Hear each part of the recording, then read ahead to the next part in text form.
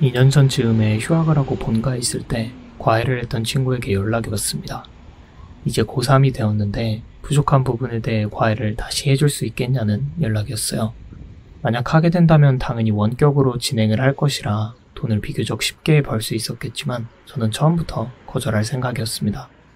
지금 저에게는 연구가 더 중요하고 무엇보다 체력적, 감정적으로 누군가에게 큰 신경을 써주기가 어려운 상황이라서요. 하지만 어쨌든 너무나도 중요한 시기에 저를 찾아준 게 고마웠고 어떻게 지내고 있나 이야기를 나누고 싶어서 오랜만에 카페에서 그 친구를 만났습니다. 그런데 사실 맨 처음 이 친구를 만났을 때 애초에 과외가 딱히 필요가 없겠다는 생각을 많이 했었습니다. 성장하고자 하는 향상심과 승부욕도 있고 열심히 하기까지 해서 이 친구의 성적이 오르는 건 당연해 보였거든요. 제가 2년 전에 과외를 그만둘 때도 굳이 과외가 필요하다면 저보다는 지식적으로 더 많은 걸 알려줄 수 있는 분이 이 친구에게 적합하겠다는 생각을 했었습니다. 역시나 제 생각대로 성적은 올라 있었고 더욱 고무적인 것은 최근에 과외를 그만두고도 혼자 공부해서 읽어낸 성과라는 점이었습니다. 그럼에도 불구하고 이 친구는 본인이 부족하다고 느끼고 있더라고요. 성적이라는 객관적인 지표는 잘 하고 있음을 말하고 있는데 본인은 그게 운에서 비롯된 것 같아 불안하다고 말했습니다. 물론 실제로 운이 좋아서일 수도 있죠. 그러니 그러한 마음가짐을 갖는 게 더 나은 성장을 위해서 도움이 될 수도 있을 겁니다. 하지만 본인을 지나치게 채찍질하는 것은 오히려 상황을 똑바로 직시할 수 없게 만든다고 생각해요.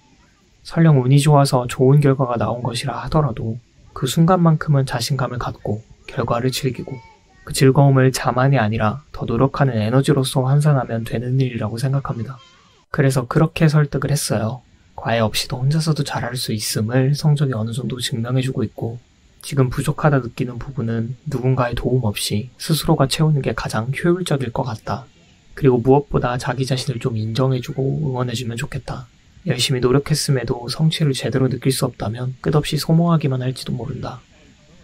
다행히 그 친구의 표정이 조금은 밝아졌고 어느 정도 답을 찾은 듯한 느낌으로 꽤나 길었던 이야기가 끝이 났습니다. 그렇게 저희는 서로의 건투를 빌며 헤어졌고요. 그런데 집에 오는 길에 곰곰이 생각해보니 어쩌면 저 스스로에게도 해주어야 하는 이야기일지도 모른다는 느낌이 들었습니다. 그 친구와 저는 꽤나 닮은 점이 많다고 느껴졌거든요. 성장하여 더 큰 능력을 갖추는 것이 저와 그 친구에게 분명 중요한 목표이지만 조금씩 읽어내는 작은 성취들을 만끽하지 못한 채 자꾸 더 큰 성공만을 좇는다면 결국 크게 지쳐버리지 않을까 싶어요. 요즘은 너무 많은 사람들의 이야기를 여과 없이 들을 수 있는 시대라서 자기 자신이 부족하게 느껴지는 순간이 더 많은 것 같기도 합니다.